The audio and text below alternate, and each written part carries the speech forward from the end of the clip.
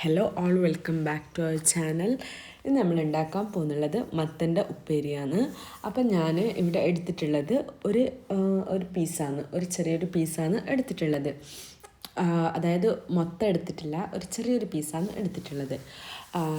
പിന്നെ മെയിൻലി എന്ന് വെച്ചാൽ മത്തൻ്റെ കറി വെരി ഹെൽത്തിയാണ്, നരച്ചില്ലാൽ നല്ല ഹെൽത്തിയാണ്, ബ്ലഡ് കൂടാൻ നല്ല സഹായിക്കുന്നുണ്ട്. പിന്നെന്താണ്, നല്ല ടേസ്റ്റുമാണ്. പപ്പായി കറി വെച്ച പോലെ തന്നെ ഉണ്ടാവും. കർമൂസ് വെച്ച ആ ഒരു ടേസ്റ്റിലേക്ക് തന്നെ വരും. മത്തം വെച്ചാൽ കുറച്ച് സ്വീറ്റ് ആയിരിക്കും.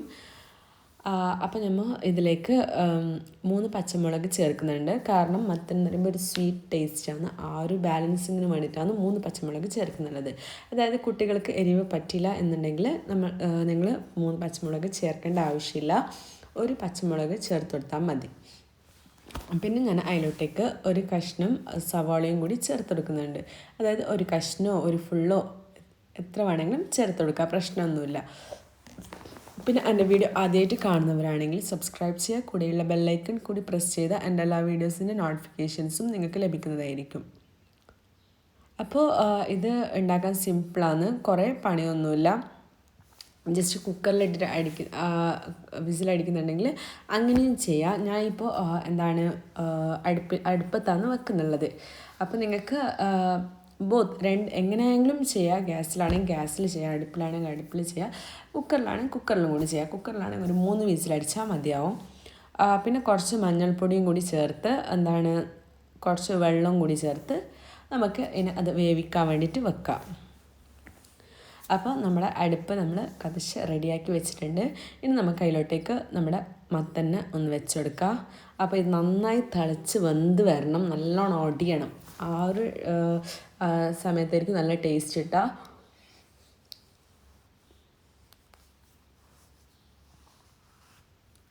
അപ്പോൾ നന്നായിട്ട് തിളച്ച് വരുന്നുണ്ട്. ഇനി നന്നായി ഒടിഞ്ഞ് വന്നതിന് ശേഷം, അതായത് നന്നായി വെന്ത് വന്നതിന് ശേഷം നമുക്ക് ഒന്ന് കടുക് പൊട്ടിച്ചിട്ട് കൊടുക്കണം, വറവിട്ട് കൊടുക്കണം. സോ നമ്മുടെ മത്തൻ നന്നായി വെന്ത് വന്നിട്ടുണ്ട്. ഇനി നമുക്ക് വറവിട്ട് കൊടുക്കണം ഇതിലോട്ടേക്ക്. അപ്പോൾ നന്നായി ഒന്ന് മിക്സ് ചെയ്ത് ഇളക്കിയെടുക്കുക. പിന്നെ നമുക്ക് ആവശ്യമുള്ളതെന്ന് വെച്ചാൽ കുറച്ച് തേങ്ങ ഇതിലേക്ക് ചേർത്ത് കൊടുക്കാനുണ്ട്. അപ്പോൾ ഞാൻ കുറച്ച് തേങ്ങ ചിരവി ഓൾറെഡി വെച്ചിട്ടുണ്ടായിരുന്നു.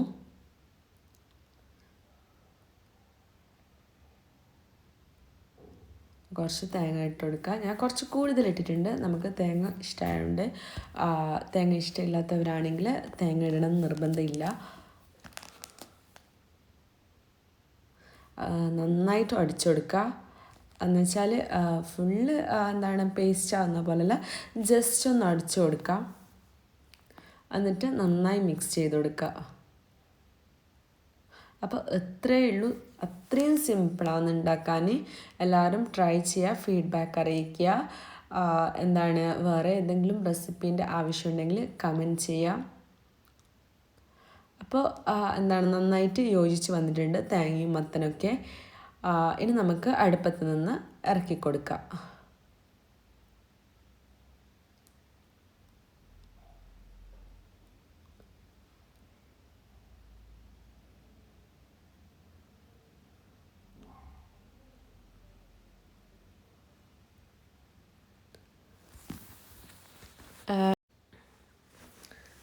നമുക്ക് ചട്ടി ചൂടാൻ വെച്ചിട്ട് അതിലേക്ക് കുറച്ച് വെളിച്ചെണ്ണ ഒഴിച്ചെടുക്കുക. പിന്നെ കടുക്, വെളുത്തുള്ളി, കറിവേപ്പില, ഇത്ര ഐറ്റംസാണ് ഞാൻ ചേർത്ത് കൊടുക്കുന്നുള്ളത്. അപ്പോൾ കടുക് നന്നായി പൊട്ടി വരുന്ന സമയത്ത് വേണം നമുക്ക് വെളുത്തുള്ളിയും കറിവേപ്പിലയും ചേർത്ത് കൊടുക്കാൻ. അപ്പോൾ നമ്മുടെ കടുക് നന്നായി പൊട്ടി വരുന്നുണ്ട്.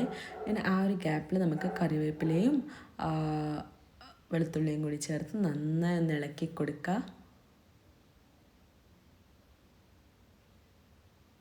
മെയിൻലി ഇത് കുട്ടികൾക്കൊക്കെ നല്ല ഇഷ്ടമാവും. നല്ല സ്വീറ്റ് ആയതുകൊണ്ട്.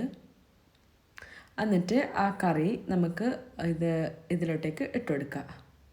എന്നിട്ട് ജസ്റ്റ് ഒന്ന് തളിച്ചതിന് ശേഷം നമുക്ക് മാറ്റി വെക്കുക. അപ്പോൾ ഇത്രയേ ഉള്ളൂ. ഈസിയാണ്, സിമ്പിളാണ്. എല്ലാവരും ട്രൈ ചെയ്യുക. ട്രൈ ചെയ്ത് ഫീഡ്ബാക്ക് അറിയിക്കുക കമൻറ്റ് ബോക്സിലൂടെ.